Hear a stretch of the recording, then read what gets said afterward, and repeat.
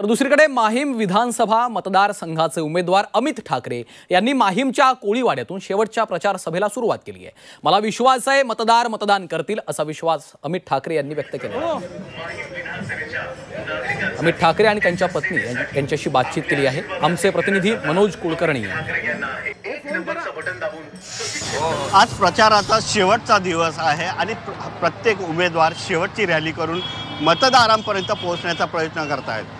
अशाच प्रकारे मनसे अध्यक्ष राज ठाकरे यांचे पुत्र माहीममधून विधानसभा मतदारसंघातून निवडणूक लढत आहे। आपल्या सोबत आहेत, रॅली निघालेली आहे। काय सांगणार, गेले 12 ते 15 दिवस प्रचार केलेला आहे, मतदारांचा प्रतिसाद कसा होता? अतिशय उत्तम प्रतिसाद होता। जसं मी बोललो, घरोघरी जातो मी, लोकांना भेटतोय, त्यांच्या समस्या जाणून घेतोय, त्यांच्या ज्या अडचणी आहेत ते जिकडे मला जमतंय तिकडे तिकडच्या तिकडे सोडवतोय। त्यामुळे अतिशय उत्तम प्रतिसाद आहे। ते ज्या प्रकारे मला स्वीकारतात, वेलकम करतात घरी, मला खूप आवडतं। जसं एखाद्याच्या विद्यार्थ्याची परीक्षा असते, मनामध्ये धाकधूक होते, आता परवाला मतदान होणार आहे, मतमोजणी 3 दिवसांनी 23 तारखेला होणार, काय याबद्दल काय वाटतंय का? काही नाही वाटत, मी शांतपणे झोपणार आहे, मला काही टेन्शन नाही आहे।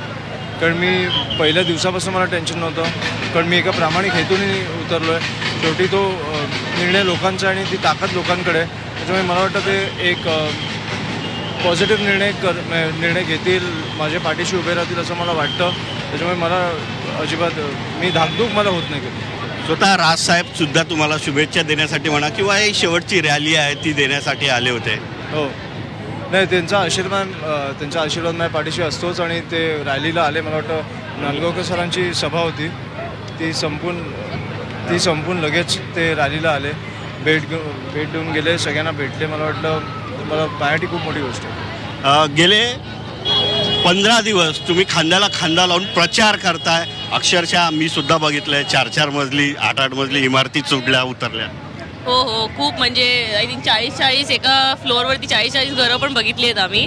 पण डोर टू डोर कॅम्पेनने आम्हाला खूप फायदा का झाला, कारण आम्ही लोकांशी बोलू शकलो, संवाद करू शकलो, त्यांचे प्रॉब्लेम्स जे आहेत ते आम्ही जाणून घेतले आहेत। काही कामं सुरू पण झाली आहेत ऑलरेडी, तर खूप चांगला प्रतिसाद मिळाला आम्हाला। 23 तारखेविषयी काय सांगणार? 23 तारखेला पण अशी एक रॅली निघेल होपफुली देवाच्या कृपेने। शुभेच्छा तुम्हाला दोघांना। व्हिडिओ जर्नलिस्ट प्रमोद गरुड, मनोज कुलकर्णी, जी 24 तास, मुंबई।